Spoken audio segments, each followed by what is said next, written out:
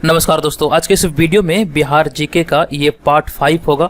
और जो लोग भी इसके प्रीवियस वीडियोज को नहीं देखे तो जाइए, सभी वीडियो का लिंक इस वीडियो के डिस्क्रिप्शन में दिया गया है। मैंने एक प्लेलिस्ट भी अरेंज किया है, वो आपको चैनल पे मिल जाएगा। तो आज की इस वीडियो में हम बात करेंगे यहाँ पर 401 नंबर से लेकर 500 नंबर तक के प्रश्न के बारे में। ठीक है, तो चलिए बिना किसी देरी के हम यहाँ पे इसको स्टार्ट करते हैं। यहाँ पे हम देखेंगे 401 नंबर प्रश्न से लेकर 500 नंबर तक के प्रश्न। और वीडियो स्टार्ट करने से पहले आपको बता दूं, अगर आपको इसका पीडीएफ फाइल चाहिए तो आप हमारे टेलीग्राम ग्रुप को ज्वाइन करें, या फिर इस वीडियो के डिस्क्रिप्शन में एक लिंक दिया गया होगा, उस लिंक से आप इसका पीडीएफ फाइल प्राप्त कर सकते हैं। ठीक है, तो चलिए आज का हमारा पहला प्रश्न है 401 नंबर प्रश्न। ब्रिटिश शासन के दौरान बिहार को एक अलग प्रांत का दर्जा किस वर्ष प्राप्त हुआ था? ठीक है, ये हमारा आज का पहला प्रश्न है। तो यहाँ पर इस प्रश्न का जो हमारा राइट आंसर होगा ये हो जाएगा 1912। ठीक है, 1912 इसका करेक्ट आंसर होगा। ब्रिटिश शासनकाल के दौरान बिहार को एक अलग प्रांत का दर्जा 1912 में प्राप्त हुआ था। देखिए, इससे पहले जो बिहार था ये बंगाल प्रेसिडेंसी के अंतर्गत आता था, तो ये बात भी आप ध्यान रखिएगा। 1912 इस प्रश्न का राइट आंसर होगा। उसके बाद नेक्स्ट प्रश्न है 402 नंबर प्रश्न। बिहार टाइम्स नामक पत्र का प्रकाशन कब प्रारंभ हुआ? बिहार टाइम्स नामक पत्र का प्रकाशन किस वर्ष प्रारंभ हुआ था? तो यहाँ पर 402 नंबर प्रश्न का जो राइट आंसर होगा ये हो जाएगा 1894 में। ऑप्शन नंबर डी इस प्रश्न का राइट आंसर होगा। 1894 में बिहार टाइम्स नामक पत्र का प्रकाशन हुआ था। तो यहाँ पर 402 का ऑप्शन नंबर डी यहाँ पर राइट आंसर हो जाएगा। उसके बाद यहाँ पर नेक्स्ट प्रश्न है 403 नंबर प्रश्न है। बिहार प्रांत का विधिवत उद्घाटन जिसकी राजधानी पटना बनी कब हुआ था? बिहार राज्य का विधिवत उद्घाटन कब हुआ था जबकि इसकी राजधानी जो बनी थी ये पटना बनी थी? तो इसका जो उद्घाटन हुआ था ये प्रश्न है, इसका जो आंसर होगा ये हो जाएगा 1 अप्रैल 1912 को। तो 1 अप्रैल 1912 यहाँ पर हमारा ऑप्शन नंबर ए में है। ऑप्शन नंबर ए इस प्रश्न का राइट आंसर होगा। बिहार प्रांत का विधिवत उद्घाटन 1 अप्रैल 1912 को हुआ था।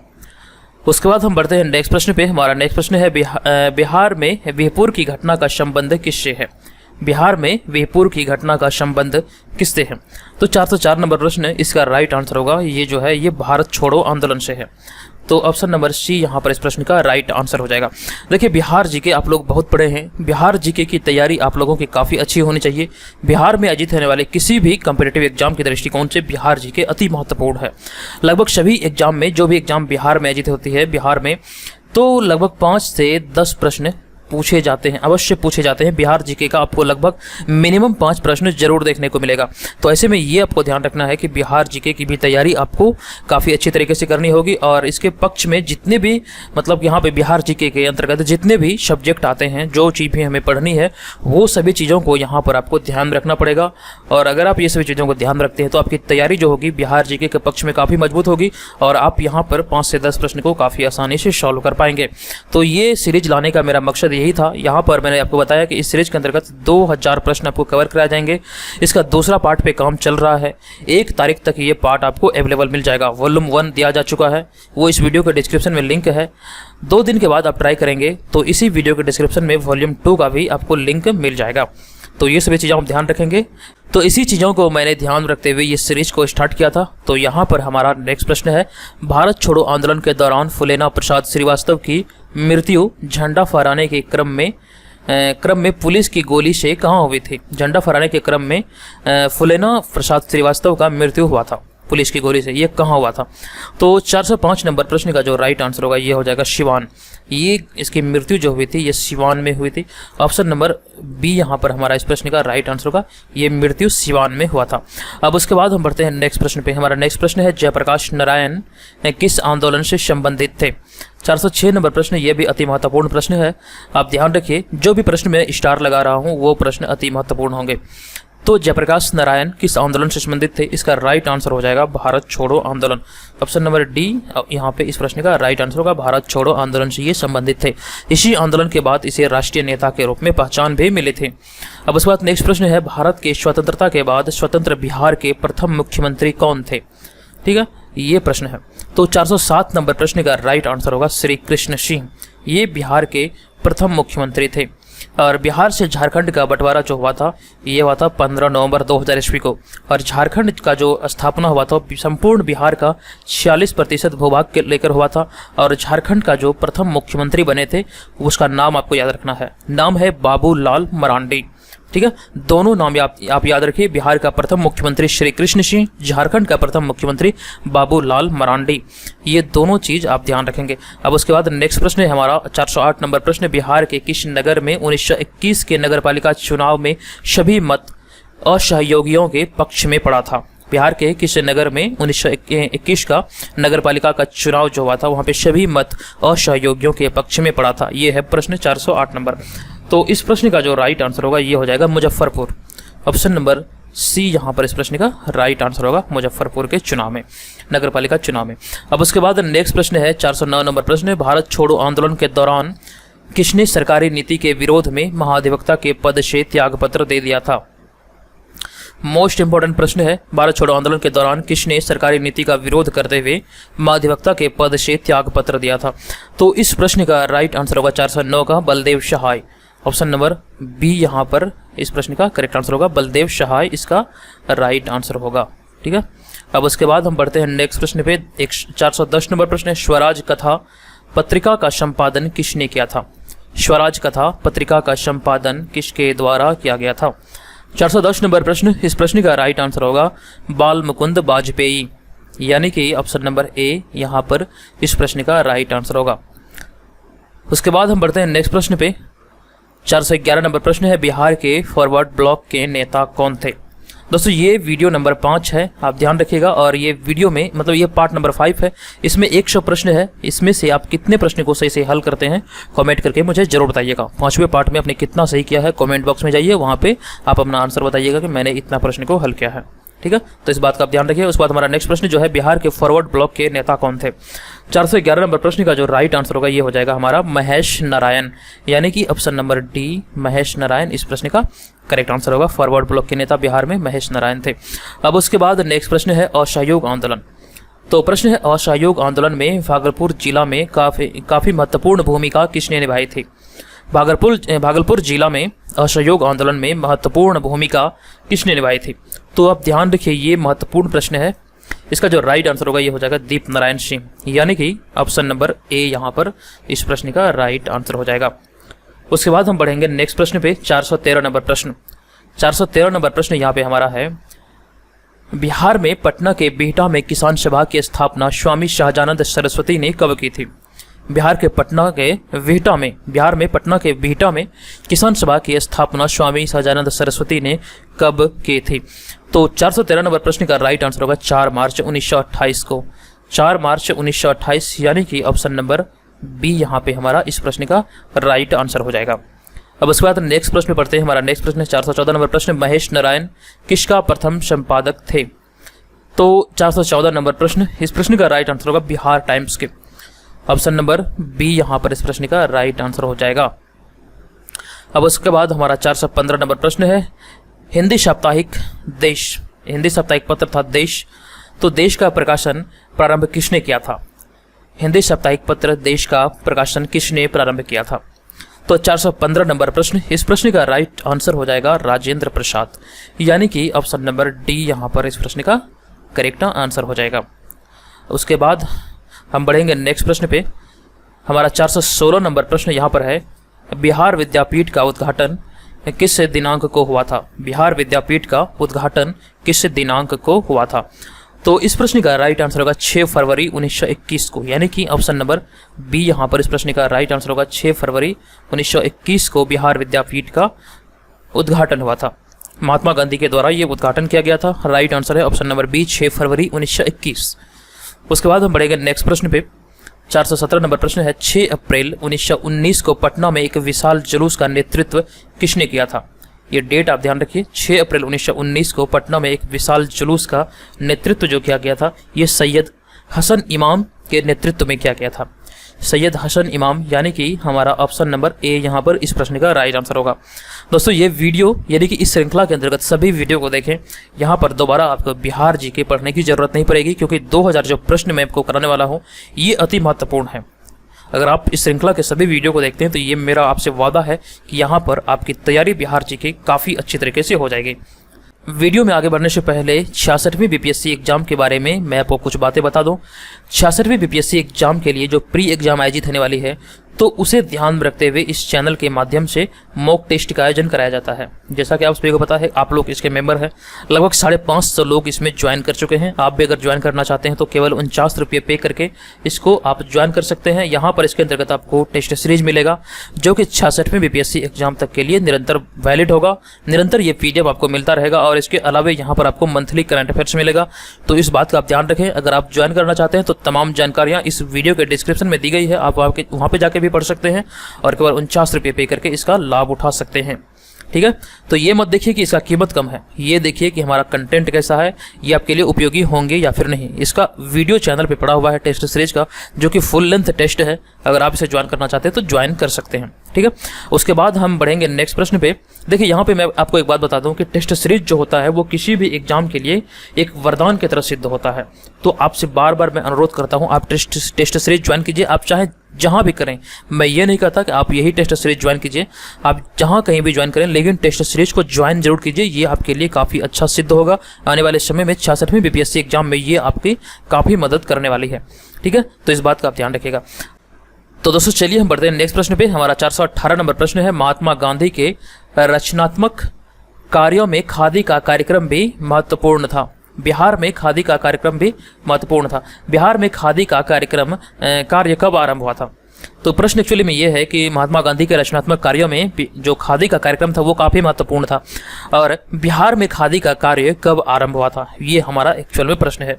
तो बिहार में जो खादी का कार्य आरंभ हुआ था, ये जो हुआ था, इसका जो राइट आंसर होगा ये हो जाएगा 1921 में, यानी कि ऑप्शन नंबर ए यहाँ पर इस प्रश्न का राइट आंसर होगा। 1921 में ये प्रारंभ हुआ था।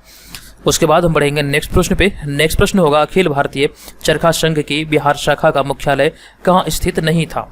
ये अति महत्वपूर्ण प्रश्न है। अखिल भारतीय चरखा संघ की बिहार शाखा का मुख्यालय कहाँ स्थित नहीं था? तो देखिए यहाँ पर आपको ध्यान रखना पड़ेगा।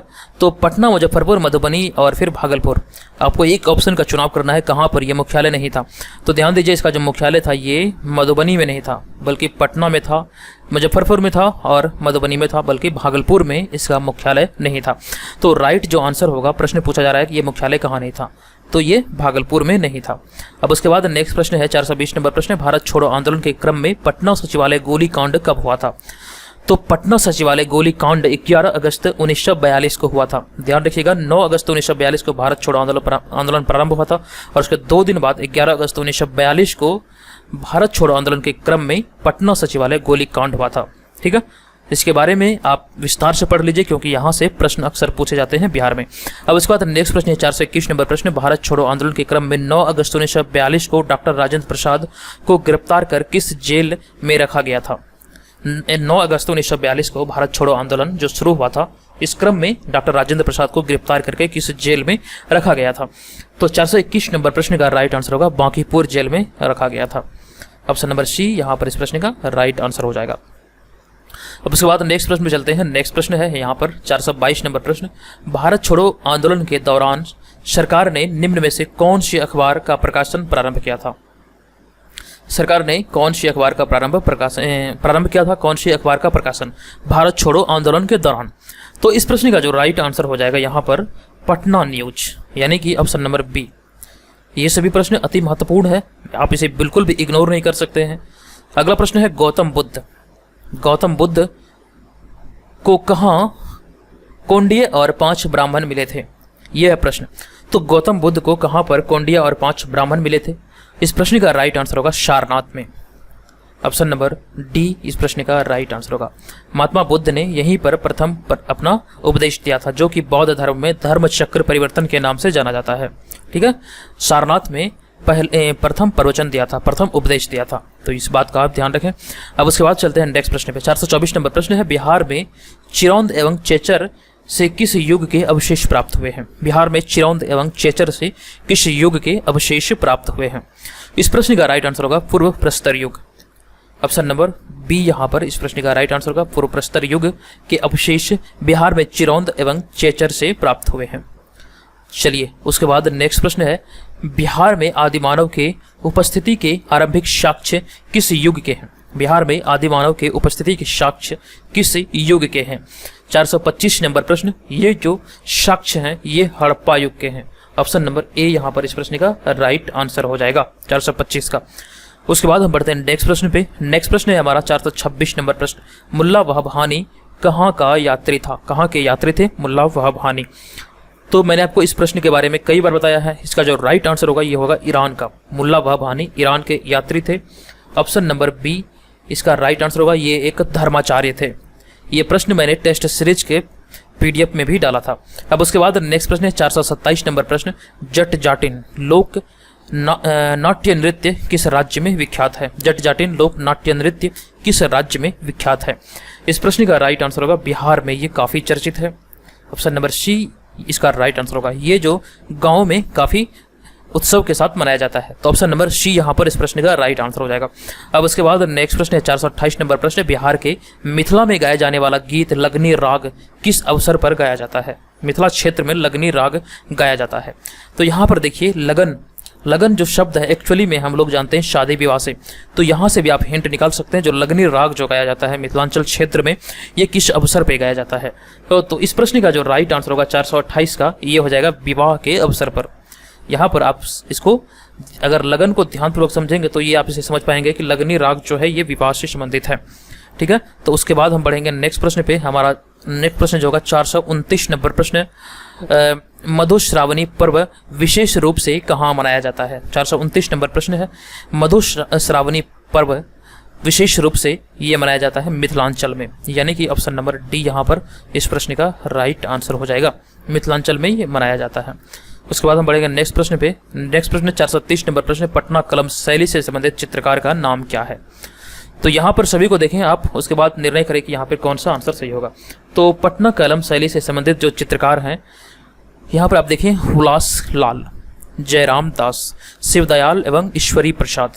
तो ये सभी जो हैं ये पटना कलम शैली से संबंधित चित्रकार हैं। तो राइट आंसर होगा हमारा ऑप्शन नंबर डी। जब आप BPSC एग्जाम देंगे तो यहाँ पर आपको एक ऑप्शन देखने को मिलेगा, इनमें से कोई नहीं, उपयुक्त में से एक से अधिक इस जगह पर।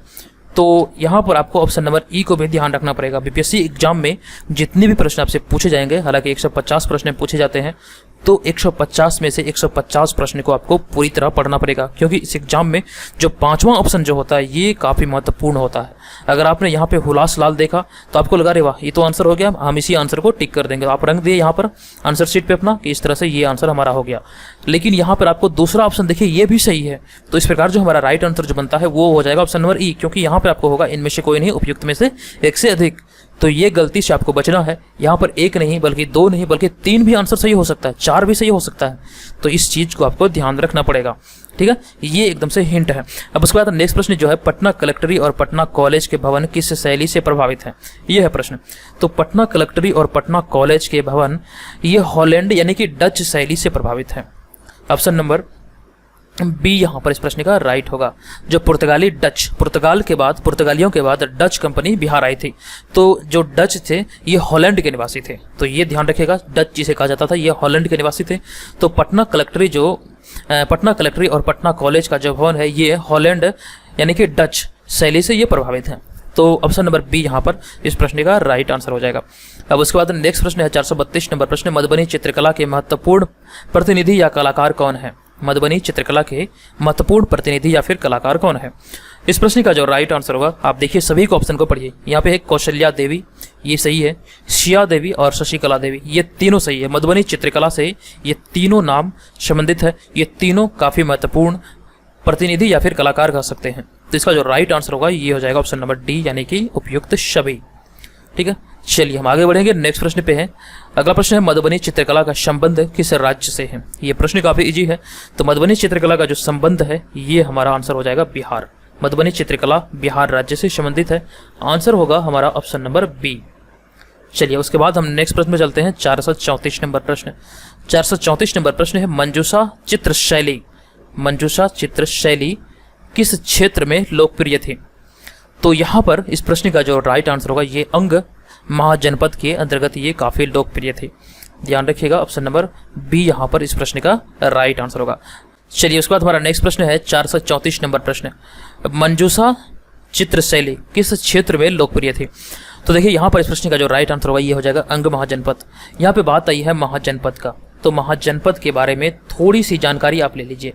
महाजनपद के बारे में जो सर्वप्रथम जानकारी मिलती है ये भगवती सूत्र। भगवती सूत्र क्या है? भगवती सूत्र जो है ये जैन धर्म की प्रमुख पुस्तक है, और उसके बाद बौद्ध धर्म की पवित्र पुस्तक जो है ये अंगुत्तर निकाय। ये दोनों पुस्तक ऐसी पुस्तक है जिसके अंतर्गत बिहार के क्षेत्र में या फिर संपूर्ण भारत में कह सकते हैं महाजनपद के बारे में पहली बार चर्चा किया गया है ये दोनों पुस्तकों में, यानी कि जैन धर्म का पुस्तक है भगवती सूत्र और बौद्ध धर्म का अंगुत्तर निकाय। तो इस पुस्तक में कहा गया है कि 16 महाजनपद हैं कुल, ठीक है, और 16 महाजनपद में से बिहार के क्षेत्र में 3 महाजनपद हैं, और ये 3 में है अंग, दूसरा है मगध, और तीसरा जो है यह है लिच्छवी। ये तीनों महाजनपद बिहार के क्षेत्र में है। तो मंजूषा चित्र शैली जो प्रचलित है, लोकप्रिय है, ये अंग महाजनपद के अंतर्गत ये प्रचलित थे। तो ऑप्शन नंबर बी यहाँ पर इस प्रश्न का राइट आंसर होगा, ध्यान रखिएगा, ऑप्शन नंबर बी यहाँ पर इस प्रश्न का राइट हो जाएगा। अब उसके बाद हम चलते हैं नेक्स्ट प्रश्न पे। हमारा जो यहाँ पे नेक्स्ट प्रश्न होगा ये है बिहार का सर्वाधिक महत्वपूर्ण त्योहार कौन सा है। आप सभी को पता है ये काफ़ी महत्वपूर्ण प्रश्न है। इसका जो राइट आंसर होगा ये हो जाएगा छठ।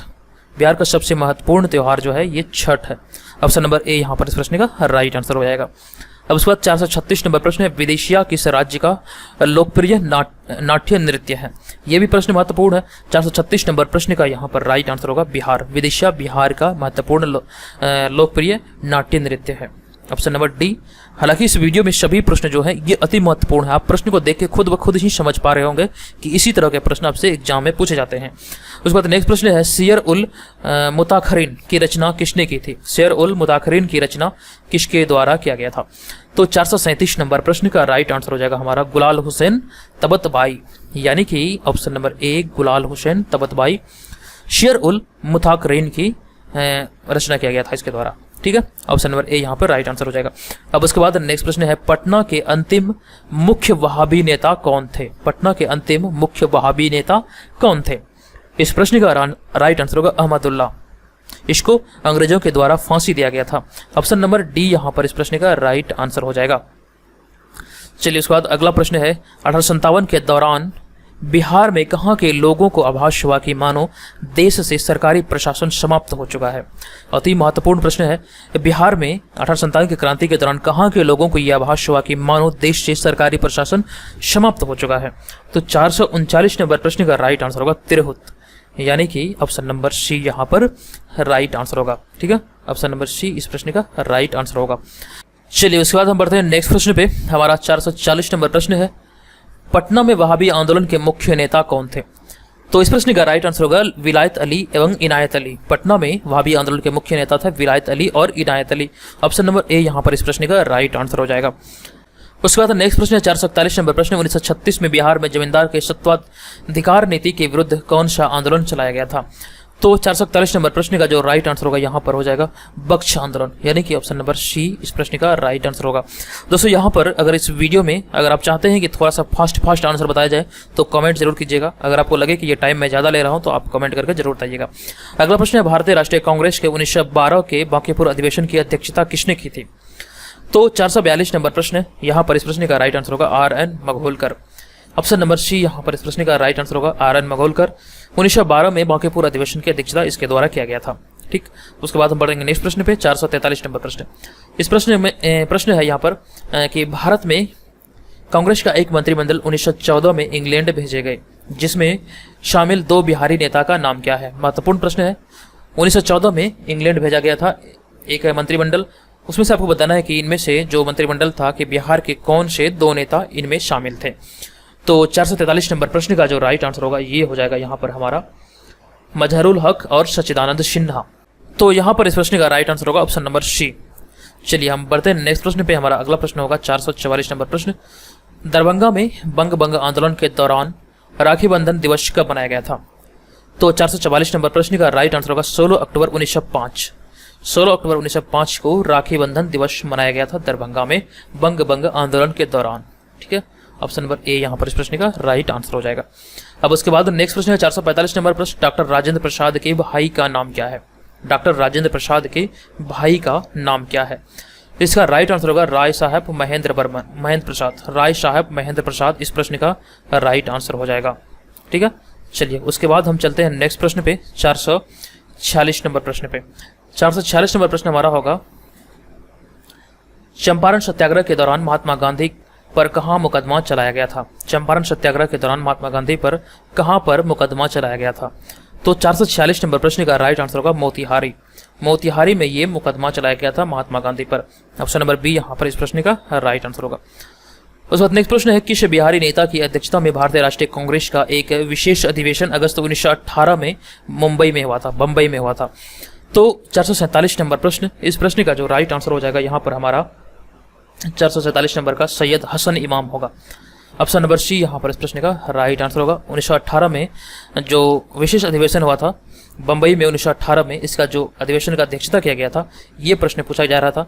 तो देखिए यहाँ पर इसका जो राइट आंसर है ये सैयद हसन इमाम इस प्रश्न का राइट आंसर है 447 नंबर का। ठीक है, उसके बाद हम बढ़ते हैं नेक्स्ट प्रश्न पे। 448 नंबर प्रश्न है यहाँ पर कि बिहार के किस जेल के कैदियों ने नंगी हड़ताल किया था? तो बिहार के किस जेल में कैदियों ने नंगी हड़ताल किया था? इस प्रश्न का हमारा राइट जो आंसर होगा 448 का ये हो जाएगा छपरा। छपरा जेल में ये किया गया था। ऑप्शन नंबर बी यहाँ पर इस प्रश्न का राइट आंसर होगा। स्वदेशी वस्त्र को अपनाने के कारण मतलब ये हुआ था, मतलब कि विदेशी वस्त्र का बहिष्कार के दौरान हुआ था। ये बात आप ध्यान रखिएगा, यहाँ पे बहिष्कार इसका उद्देश्य था विदेशी वस्त्र का, तो इसी के दौरान यहाँ पर नंगी हड़ताल किया गया था। अब उसके बाद नेक्स्ट प्रश्न जो है 449 नंबर प्रश्न, किस वर्ष में विजयवाड़ा में तिलक स्वराज कोष जमा करने का निर्णय किया गया था? तो देखिए यहाँ पे 449 नंबर प्रश्न का जो राइट आंसर होगा, विजयवाड़ा में तिलक स्वराज कोष जमा करने का निर्णय जो किया गया था ये 1921 में किया गया था। राइट आंसर होगा हमारा ए नंबर यहाँ पर 449 का, ऑप्शन नंबर ए यहाँ पर इस प्रश्न का राइट आंसर हो जाएगा। अब उसके बाद हम बढ़ते हैं नेक्स्ट प्रश्न पे। हमारा 450 नंबर प्रश्न है, यहाँ पे आप देख सकते हैं। तो यहाँ पर इस प्रश्न का जो ये प्रश्न जो है ये है कि भारत छोड़ो आंदोलन के क्रम में 11 अगस्त 1942 को पटना सचिवालय में पुलिस गोलीकांड में मरने वाले छात्रों की संख्या कितनी थी? अति महत्वपूर्ण प्रश्न है। तो यहाँ पर मरने वाले छात्रों की जो संख्या थी, तो इस प्रश्न का जो राइट आंसर होगा ये हो जाएगा 7 शहीद। ये आप ध्यान रखिएगा, ऑप्शन नंबर ए यहाँ पे राइट आंसर होगा 7। मरने वाले छात्रों की संख्या 7 था। अब उसके बाद नेक्स्ट प्रश्न जो है 451 नंबर प्रश्न, मुस्लिम लीग की प्रत्यक्ष कार्यवाही दिवस की घोषणा के बाद बिहार में पूर्ण हड़ताल किस दिनांक को हुई थी? बिहार में पूर्ण हड़ताल किस दिनांक को हुई थी मुस्लिम लीग की प्रत्यक्ष कार्यवाही दिवस की घोषणा के बाद? तो इस प्रश्न का राइट आंसर हो जाएगा 16 अगस्त 1946। देखिए यहाँ पर इस प्रश्न का राइट आंसर है ऑप्शन नंबर बी। प्रत्यक्ष कार्रवाई दिवस के रूप में मुस्लिम लीग ने 16 अगस्त 1946 का दिन को चुना था। ये अति महत्वपूर्ण प्रश्न है, इसके आप ध्यान रखिएगा, मोस्ट इंपोर्टेंट प्रश्न है। प्रत्यक्ष कार्रवाई दिवस के रूप में मुस्लिम लीग ने यह दिन को चुना था। 452 नंबर प्रश्न यहाँ पे हमारा है, बिहार में 1857 के आंदोलन के दौरान किन जिलों ने यहाँ पे एक्चुअली में ने होना चाहिए, किन जिलों ने कंपनी को सहायता दी थी? तो 452 नंबर प्रश्न का जो राइट आंसर होगा हमारा उपयुक्त सभी। यहाँ पे देखिए हथुआ, पंडौल, बेतिया, ये सभी के द्वारा कंपनी को सहायता दिया गया था, यानी कि ऑप्शन नंबर डी यहाँ पे हमारा इस प्रश्न का राइट आंसर हो जाएगा। चलिए इसके बाद हमारा नेक्स्ट प्रश्न है यहाँ पर 453 नंबर प्रश्न, वीर कुंवर सिंह को किस राज्य के राजा ने अपने राज्य में प्रवेश की अनुमति नहीं दी थी? तो ये काफ़ी इजी प्रश्न है, आप लोग अगर बिहार जी के पढ़ें तो ये आपको पता होगा। हर वीडियो में मैं आपसे एक प्रश्न पूछता हूँ, आपको बताना है इसका आंसर क्या होगा। तो आज के इस वीडियो का ये प्रश्न है कि किस राज्य के राजा ने वीर कुंवर सिंह को अपने राज्य में प्रवेश की अनुमति नहीं दी थी? आप इस वीडियो के कमेंट बॉक्स में जाइए, वहाँ पे कमेंट करके बताइए कि इसका आंसर क्या होगा। चलिए इसके बाद हम बढ़ते हैं नेक्स्ट प्रश्न पे। 454 नंबर प्रश्न है कि भारत में वहाबी आंदोलन किसने आरंभ किया था? भारत में वहाबी आंदोलन किसने आरंभ किया था? इस प्रश्न का राइट आंसर होगा 454 का सैयद अहमद सईद, यानी कि ऑप्शन नंबर बी यहाँ पर इस प्रश्न का राइट आंसर हो जाएगा। सैयद अहमद सईद के द्वारा ये शुरू किया गया था वहाबी आंदोलन। अब उसके बाद नेक्स्ट प्रश्न है, बिहार में 1857 का विद्रोह व्यापक रूप से सर्वप्रथम कहाँ हुआ था? 1857 का विद्रोह व्यापक रूप से बिहार में सर्वप्रथम कहाँ हुआ था? तो ये देखिए जो इसका जो राइट आंसर होगा ये हो जाएगा पटना, व्यापक रूप से पटना में ये हुआ था। आंसर होगा हमारा ऑप्शन नंबर ए। उसके बाद हम बढ़ेंगे नेक्स्ट प्रश्न पे, 456 नंबर प्रश्न। ये प्रश्न है, प्रथम स्वतंत्रता संग्राम में बिहार का नेतृत्व करने वाला नेता कौन था? तो इस प्रश्न का राइट आंसर होगा 456 नंबर का, ये हो जाएगा कुंवर सिंह। प्रथम स्वतंत्रता संग्राम में बिहार का नेतृत्व करने वाला नेता कुंवर सिंह थे, यानी कि ऑप्शन नंबर ए यहाँ पर राइट हो जाएगा। बिहार में 1866-67 के नील खेतिहरों का विद्रोह कहाँ हुआ था? नील खेतिहरों का विद्रोह कहाँ हुआ था 1866-67 में? तो 457 नंबर प्रश्न का राइट आंसर होगा यहाँ पर हमारा लाल सरैया कोठी, यानी कि ऑप्शन नंबर डी। ये सभी प्रश्न महत्वपूर्ण है, आप इसे देखते रहिए और जो भी प्रश्न आपको नहीं आए आप उसका स्क्रीनशॉट भी ले सकते हैं। आप चाहें तो इसका इस वीडियो के डिस्क्रिप्शन से इसका PDF भी डाउनलोड कर सकते हैं। उसके बाद अगला प्रश्न है 458 नंबर प्रश्न, बिहार से प्राप्त मौर्य अभिलेखों की लिपि है। बिहार से प्राप्त मौर्य अभिलेख की लिपि क्या है? तो मौर्य अभिलेख की जो लिपि है ये राइट आंसर होगा हमारा ब्राह्मी लिपि। ये ब्राह्मी लिपि इसका करेक्ट आंसर होगा। अब उसके बाद नेक्स्ट प्रश्न है 459 नंबर प्रश्न, पुरातत्ववेत्ता कनिंघम ने बिहार में क्या खोज की थी? क्या खोज की है? 459 नंबर प्रश्न, इस प्रश्न का राइट आंसर अगर हम बात करें तो केसरिया स्तूप, लोरिया अरिराज का अशोक स्तंभ, बसाड़ के अवशेषों के आधार पर वैशाली की प्राचीन स्थल, ये तीनों का खोज पुरातत्ववेत्ता कनिंघम के द्वारा किया गया है। ऑप्शन नंबर डी यहाँ पर इस प्रश्न का राइट आंसर हो जाएगा। उसके बाद नेक्स्ट प्रश्न है नालंदा में स्थित बड़ा गांव का पता किसने लगाया था? तो 460 नंबर प्रश्न का राइट आंसर होगा ये बड़ा गांव का पता लगाया गया था कनिंघम के द्वारा, यानी कि इसका भी राइट आंसर होगा हमारा ऑप्शन नंबर बी यानी कि कनिंघम। चलिए नेक्स्ट प्रश्न चलते हैं। नेक्स्ट प्रश्न है बिहार में मौर्यकालीन अभिलेख कहाँ से प्राप्त हुए हैं? बिहार में मौर्यकालीन अभिलेख कहाँ से प्राप्त हुए हैं? इस प्रश्न का राइट जो आंसर होगा ये हो जाएगा उपयुक्त सभी, क्योंकि ये लोरिया अरिराज, लोरिया नंदनगढ़ और रामपुरवा ये तीनों जगह से प्राप्त हुआ है। राइट आंसर होगा ऑप्शन नंबर डी। उसके बाद नेक्स्ट प्रश्न है यहाँ पर 462 नंबर प्रश्न, बिहार में धातु प्रस्तर युगीन अवशेष कहाँ से मिले हैं? तो बिहार में धातु प्रस्तर युगीन अवशेष जो मिला है ये मिला है चिरौंद से, यानी कि हमारा जो ऑप्शन ए यहाँ पे राइट आंसर होगा चिरौंद। ठीक है, अब उसके बाद नेक्स्ट प्रश्न पे चलते हैं। नेक्स्ट प्रश्न है बिहार की पेंटिंग विद्या कैसी है, कौन सी है? बिहार में कौन सी पेंटिंग काफी फेमस है, काफी प्रसिद्ध है? तो 463 नंबर प्रश्न का जो राइट आंसर होगा आप सभी जानते हैं ये काफी इजी प्रश्न है, मधुबनी पेंटिंग इसका राइट आंसर हो जाएगा। उसके बाद हम बढ़ेंगे नेक्स्ट प्रश्न पे 464 नंबर प्रश्न। यह प्रश्न अति महत्वपूर्ण प्रश्न है, जैन धर्म के 12वें तीर्थंकर वसुपूज्य की जन्मस्थली कहाँ है? जैन धर्म के 12वें तीर्थंकर वसुपूज्य की जन्मस्थली कहाँ है? तो ये जो जन्मस्थली है ये कहाँ है? तो इसका जो राइट आंसर होगा ये चंपा, अंग महाजनपद की राजधानी है चंपा, तो यहीं पे इसकी जन्मस्थली है। ध्यान रखिएगा, इसका राइट आंसर होगा ऑप्शन नंबर सी। अब उसके बाद हम बढ़ते हैं नेक्स्ट प्रश्न पे 464 नंबर प्रश्न, निम्न में से कौन सा महाजनपद वर्तमान बिहार के क्षेत्र में स्थित नहीं था? जैसा कि मैंने आपको बताया था कि अंग यहाँ पे बिहार के क्षेत्र में था, वज्जी भी था और फिर मगध भी था। ये लिच्छवी जो यहाँ पे वत्स जो है ये बिहार के क्षेत्र में नहीं था, तो आप ये ध्यान रखिएगा, ये बिहार के क्षेत्र में नहीं था, बल्कि अंग, मगध और वज्जी ये बिहार के क्षेत्र में था। अब उसके बाद जो इसका राइट जो आंसर होगा ये हो जाएगा हमारा ऑप्शन नंबर सी, यानी कि वत्स यहाँ पर इसका राइट आंसर है, ये बिहार में स्थित नहीं था। अब उसके बाद नेक्स्ट प्रश्न है 466 नंबर प्रश्न, बिहार का कौन सा राज्य उत्तर वैदिक काल का महत्वपूर्ण राज्य था? तो बिहार का कौन सा राज्य उत्तर वैदिक काल का महत्वपूर्ण राज्य था? तो ये मगध, यानी कि ऑप्शन नंबर ए यहाँ पर इस प्रश्न का राइट आंसर हो जाएगा। उसके बाद हम चलते हैं नेक्स्ट प्रश्न पे, हम देखेंगे नेक्स्ट प्रश्न 467 नंबर प्रश्न है, बिहार सहित पूर्वी भारत में आर्यों के विस्तार में सहायक था क्या? बिहार सहित पूर्वी भारत में आर्यों के विस्तार में क्या सहायक था? तो इस प्रश्न का जो राइट आंसर होगा ये हो जाएगा लोहे का उपयोग। लोहे का उपयोग इसके विस्तार में काफी सहायक सिद्ध हुआ, ये आप सभी को पता है, अगर आपने इतिहास पढ़ा है तो इसके बारे में आपको काफी अच्छी नॉलेज होगी। अब उसके बाद नेक्स्ट प्रश्न है 468 नंबर प्रश्न, बिहार राज्य में आर्यों का आगमन किस काल में हुआ था? बिहार राज्य में आर्यों का आगमन किस काल में हुआ था, यह है प्रश्न। तो 468 नंबर प्रश्न का राइट आंसर होगा उत्तर वैदिक काल में बिहार राज्य में आर्यों का आगमन हुआ था। जो आर्य थे ये अपने आप को श्रेष्ठ समझते थे, ये संस्कृत बोलते थे और जो आर्य सभ्यता थी ये पूर्णतः ग्रामीण सभ्यता थी। ठीक है, तो ये भी बात आप ध्यान रखिएगा, ऑप्शन नंबर सी यहाँ पर इस प्रश्न का राइट आंसर होगा। अगला प्रश्न है गया शहर किस नदी के किनारे स्थित है? 459 नंबर प्रश्न, गया शहर जो स्थित है ये किस नदी के किनारे स्थित है? तो आप सभी को पता है इसका राइट आंसर होगा फल्गु नदी के किनारे स्थित है। फल्गु नदी के किनारे ये स्थित है। फल्गु नदी को ही निरंजना नदी भी कहा जाता है, ध्यान रखिएगा, निरंजना नदी इसे ही कहा जाता है, निरंजना नदी। तो दोस्तों यही फल्गु यानी कि निरंजना नदी के तट पर भगवान बुद्ध को ज्ञान की प्राप्ति हुई थी, ये बात को आप ध्यान रखिएगा, ज्ञान की प्राप्ति इसी नदी के किनारे हुआ था, पीपल वृक्ष के नीचे। तो इस प्रश्न का जो राइट आंसर होगा ये हो जाएगा ऑप्शन नंबर बी। चलिए इसके बाद हम बढ़ेंगे नेक्स्ट प्रश्न पे। हमारा नेक्स्ट प्रश्न है 470 नंबर प्रश्न, राजगीर में पर्यटकों के लिए क्या दर्शनीय है? राजगीर में पर्यटकों के लिए क्या दर्शनीय है? तो 470 नंबर प्रश्न का जो राइट आंसर हो जाएगा यहाँ पर हमारा ये सभी, यानी कि जरासंध का अखाड़ा, गिरधकूट पर्वत और मखदूम साहब का हुजरा, ये सभी, ये तीनों यहाँ पर इस प्रश्न का राइट आंसर होगा, ये सभी यहाँ पर दर्शनीय है, तो आंसर होगा हमारा ऑप्शन नंबर डी।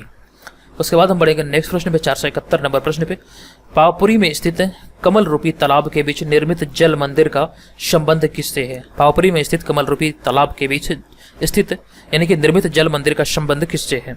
इस प्रश्न का आंसर होगा जैन धर्म से, यानी कि ऑप्शन नंबर सी यहाँ पर इस प्रश्न का राइट आंसर होगा, जैन धर्म से ये संबंधित है। अब उसके बाद अगला प्रश्न है 467 नंबर प्रश्न, बिहार के किस शहर में सबसे अधिक तीर्थयात्री आते हैं? बिहार के किस शहर में सबसे अधिक तीर्थयात्री आते हैं? ये भी हालांकि इजी प्रश्न है लेकिन काफी महत्वपूर्ण है। तो इसका राइट आंसर होगा ये हो जाएगा बोध गया, यानी कि ऑप्शन नंबर ए यहाँ पर इस प्रश्न का करेक्ट आंसर होगा। चलिए उसके बाद हम बढ़ेगा नेक्स्ट प्रश्न पे। 473 नंबर प्रश्न है, गया शहर में पर्यटकों को क्या देखने के योग्य है? गया शहर में पर्यटक के लिए क्या देखने योग्य जगह है? तो 473 नंबर प्रश्न, ये सभी जगह गया में है। अक्षयवट वृक्ष, ब्रह्मयोनी पहाड़ी और सूर्य मंदिर, यानी कि ऑप्शन नंबर डी यहाँ पर इस प्रश्न का राइट आंसर होगा। ये सभी गया में है। उसके बाद हम बढ़ते हैं नेक्स्ट प्रश्न पे। 474 नंबर प्रश्न है, बोध गया राजगीर नालंदा टूरिस्ट सर्किट के विकास के लिए भारत सरकार ने कितनी राशि आवंटित की थी? 474 नंबर प्रश्न का जो राइट आंसर होगा ये हो जाएगा हमारा 1922.42 लाख। 1922.42 लाख राशि केंद्र सरकार के द्वारा बोध गया राजगीर नालंदा टूरिस्ट सर्किट के विकास के लिए जारी किया गया था, आवंटित किया गया था। ऑप्शन नंबर सी यहाँ पर इस प्रश्न का राइट आंसर हो जाएगा। उसके बाद अगला प्रश्न है कि बिहार में पर्यटन के विकास के लिए कौन सी कार्य किए जाने की आवश्यकता है? आप बताएं इसका राइट आंसर क्या होगा? 475 नंबर प्रश्न, इस प्रश्न का जो राइट आंसर होगा ये सभी हो जाएगा। बिहार के अच्छी छवि का निर्माण एवं प्रचार किया जाए और भौतिक अधिसंरचना में सुधार किया जाए और बेहतर नागरिक सुविधाओं का विकास किया जाए। इन सभी के द्वारा ही बिहार में पर्यटन के विकास को काफ़ी अच्छे तरह से इसे बढ़ाया जा सकता है। तो ये सभी आवश्यक पहलू है, अगर इसे सुधारा जाए तो बिहार में पर्यटन के क्षेत्र का जो ये विकास होगा और ये काफ़ी अच्छे कि बिहार के लिए होगा। तो ऑप्शन नंबर डी यहाँ पे इस प्रश्न का राइट आंसर होगा, इसे ध्यान रखिए। अब उसके बाद हम नेक्स्ट प्रश्न चलते हैं। नेक्स्ट प्रश्न है शेरशाह की प्रशासनिक प्रयोगशाला किसे कहते हैं? तो 476 नंबर प्रश्न का जो राइट आंसर होगा, शेरशाह की प्रशासनिक प्रयोगशाला सासाराम को कहा जाता है। सासाराम में ही शेरशाह का मकबरा है, तो राइट आंसर है ऑप्शन नंबर ए। शेरशाह के बारे में मैंने आपको कई बार विस्तार में कई चीज़ें बताया है जो कि आने वाले समय में आपके लिए उपयोगी होंगी। अगर आपने प्रीवियस वीडियो नहीं देखा है तो जरूर देखिए।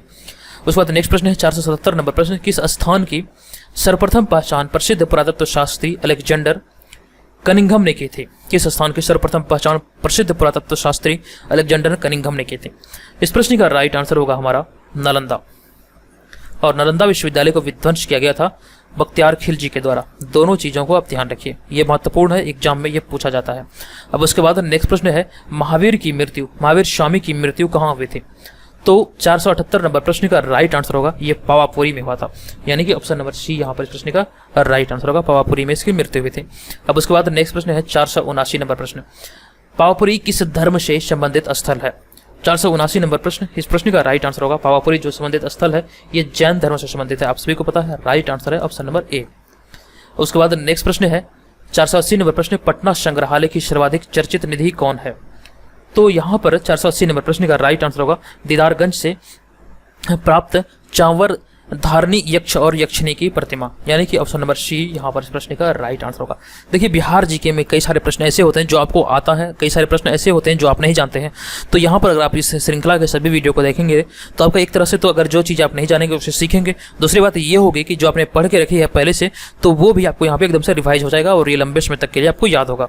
ठीक है, तो ये सभी चीज़ें आप ध्यान रखें, बिहार जीके आपके लिए काफ़ी महत्वपूर्ण है, निरंतर देखें। चलिए हम आगे बढ़ेंगे और यहाँ पे बात करेंगे 481 नंबर प्रश्न पे।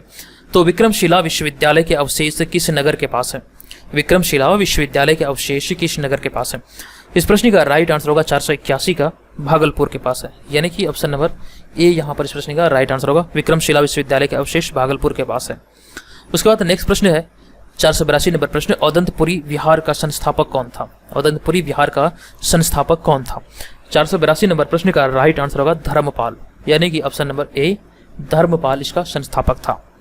उसके बाद नेक्स्ट प्रश्न है 483 नंबर प्रश्न, मौर्य काल इतिहास के महत्वपूर्ण साक्ष्य कहाँ से प्राप्त होते हैं?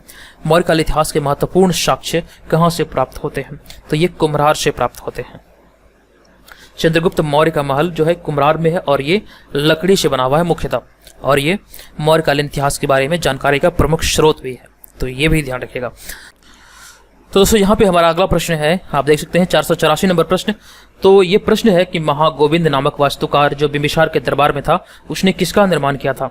तो इस प्रश्न का जो राइट आंसर होगा 484 का, तो ये हो जाएगा राजगिरी, यानी कि राजगीर राजधानी जो कि बिंबिसार के राजधानी थे उसका निर्माण महागोविंद नामक वास्तुकार के द्वारा किया गया था। तो आप ध्यान रखिए, इसका जो राइट आंसर होगा ये हो जाएगा हमारा ऑप्शन नंबर बी। उसके बाद हम बढ़ेंगे नेक्स्ट प्रश्न पे। हमारा नेक्स्ट प्रश्न होगा 485 नंबर प्रश्न। प्राचीन पाटलिपुत्र के खंडहर के रूप में प्रसिद्ध कुम्हरार बिहार में कहाँ पर स्थित है? तो ये जो कुम्हरार है ये पटना में स्थित है। राइट आंसर है हमारा ऑप्शन नंबर ए। उसके बाद चलिए नेक्स्ट प्रश्न पे चलते हैं। नेक्स्ट प्रश्न है मंगल तालाब कहाँ स्थित है? यह भी महत्वपूर्ण प्रश्न है। तो मंगल तालाब जो स्थित है 486 नंबर प्रश्न का राइट आंसर होगा पटना में। मंगल तालाब पटना में है, ध्यान रखिए ऑप्शन नंबर ए यहाँ पर इस प्रश्न का राइट आंसर होगा 486 का पटना। अब उसके बाद नेक्स्ट प्रश्न में चलते हैं। नेक्स्ट प्रश्न है पटना नगर की पूर्वी सीमा पर स्थित मासलामी मोहल्ला किस लिए प्रसिद्ध है? मासलामी मोहल्ला पटना नगर की पूर्वी सीमा पर स्थित है, ये किस लिए प्रसिद्ध था? तो 487 नंबर प्रश्न, इस प्रश्न का राइट आंसर होगा चुंगी के लिए प्रसिद्ध था। चुंगी एक प्रकार का कर है तो इसके लिए प्रसिद्ध था। ऑप्शन नंबर ए यहाँ पर इस प्रश्न का राइट आंसर हो जाएगा। उसके बाद अगला प्रश्न है पटना सिटी के दीदारगंज मोहल्ला किस लिए प्रसिद्ध था? पटना सिटी का दीदारगंज मोहल्ला, यही दीदारगंज से ही यक्ष यक्षिणी की मूर्ति प्राप्त हुई है, इस बात का भी आप ध्यान रखिएगा। तो इस प्रश्न का राइट आंसर बताइए, इसका आंसर क्या होगा? तो दोस्तों पटना सिटी के दीदारगंज जो मोहल्ला है इसका जो राइट आंसर होगा ये हो जाएगा मौर्यकालीन मूर्तिकला के लिए प्रसिद्ध था। मौर्यकालीन मूर्तिकला, और यहीं से मैंने आपको बताया कि यक्ष और यक्षिणी की प्रतिमा प्राप्त हुई है। राइट आंसर होगा ऑप्शन नंबर ए। उसके बाद नेक्स्ट प्रश्न है भारत में सबसे पहले कहाँ छात्र संगठन या फिर सम्मेलन का गठन हुआ था? कहाँ पर? तो ये बिहार में हुआ था, ठीक है। तो राइट आंसर है हमारा ऑप्शन नंबर सी। उसके बाद अगला प्रश्न है कि बिहार में प्रथम बालिका विद्यालय की स्थापना किसने की थी? 490 नंबर प्रश्न, ये प्रश्न जो है ये काफी महत्वपूर्ण प्रश्न है। तो बिहार में सर्वप्रथम बालिका विद्यालय की जो स्थापना किया गया था ये श्रीमती अघोर कामिनी देवी के द्वारा पटना में किया गया था। इस प्रश्न का राइट आंसर है ऑप्शन नंबर सी।